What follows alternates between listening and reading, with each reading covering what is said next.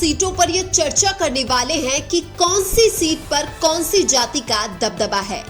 सबसे पहले अगर बात करें नागौर लोकसभा क्षेत्र की, तो यहाँ पर जाटों का दबदबा है। जाट बाहुल्य नागौर की लोकसभा सीट देश में जाट राजनीति का केंद्र है। यहाँ पिछले 13 चुनावों में जाट प्रत्याशी की जीत हुई है। बीजेपी कांग्रेस दोनों ही यहाँ जाट प्रत्याशी पर दांव खेलती है। यहाँ जाटों में भी मिर्धा परिवार का दबदबा रहा है। इसके बाद अगर बात करें सीकर, चूरू और झुंझुनू लोकसभा क्षेत्र की, तो यहाँ पर भी जाटों का दबदबा रहता है। शेखावाटी की इन तीनों लोकसभा सीटों पर जाट समाज जिस तरफ झुका उसी पार्टी की जीत होती है। इसके बाद अगर बात करें जयपुर ग्रामीण लोकसभा क्षेत्र की, तो यहाँ पर जाट, राजपूत, मीणा, गुर्जर, यादव और एससी का दबदबा रहता है। यहाँ पर कांग्रेस बीजेपी जाट या राजपूत प्रत्याशी को मैदान में उतारती है। इसके बाद अगर बात करें जोधपुर लोकसभा क्षेत्र की, तो यहाँ पर राजपूत, बिश्नोई और माली समाज का दबदबा रहता है।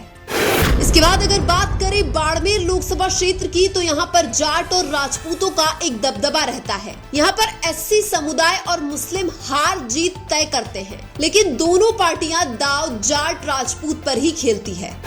इसके बाद अगर बात करें जयपुर शहर लोकसभा क्षेत्र की, तो यहाँ पर ब्राह्मण और राजपूत समाज का दबदबा है। यहाँ पर भी बीजेपी और कांग्रेस दोनों ही पार्टियां ज्यादातर टाइम ब्राह्मण प्रत्याशी को ही टिकट देती है।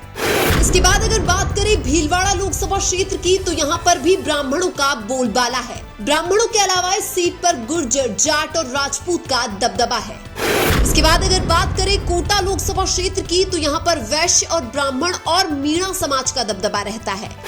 इसके बाद अगर बात करें अलवर लोकसभा क्षेत्र की, तो यहाँ पर यादव, मेव, ब्राह्मण, मुस्लिम, मीणा और राजपूतों का दबदबा रहता है। लेकिन यहाँ पर यादव समाज जिस पार्टी की तरफ होते हैं उसकी जीत भी तय मानी जाती है। इसी के चलते इस सीट पर अब यादवों को ही टिकट दिया जाने लगा है। इसके बाद अगर बात करें टोंक सवाई माधोपुर लोकसभा क्षेत्र की, तो यहाँ पर मीणा, गुर्जर और मुस्लिम समुदाय का दबदबा रहता है। इसलिए इस सीट पर कांग्रेस बीजेपी द्वारा मीणा और गुर्जर समाज से ही टिकट दिया जाता है।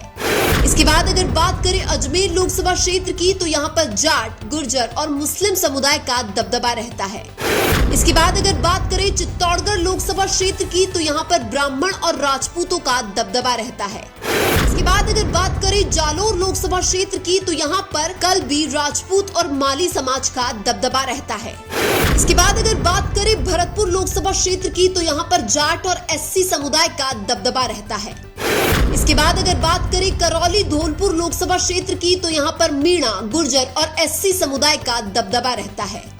इसके बाद अगर बात करें बीकानेर लोकसभा क्षेत्र की, तो यहाँ पर जाट, ब्राह्मण, मुस्लिम और एससी समुदाय का दबदबा है। इसके बाद अगर बात करें श्री गंगानगर लोकसभा क्षेत्र की, तो यहाँ पर एससी समुदाय और सिखों का दबदबा रहता है। इसके बाद अगर बात करें बांसवाड़ा लोकसभा क्षेत्र की, तो यहाँ पर भील और अन्य जनजातियों का दबदबा रहता है। इसके बाद अगर बात करें उदयपुर लोकसभा क्षेत्र की, तो यहाँ पर मीणा, भील और अन्य जनजातियों का दबदबा है। इसके बाद अगर बात करें झालावाड़ लोकसभा क्षेत्र की, तो यहाँ पर मीणा, गुर्जर, जैन, मुस्लिम और एससी समुदाय का दबदबा है। इसके बाद अगर बात करें राजसमंद लोकसभा क्षेत्र की, तो यहाँ पर राजपूत, जाट और ब्राह्मण समाज का दबदबा रहता है।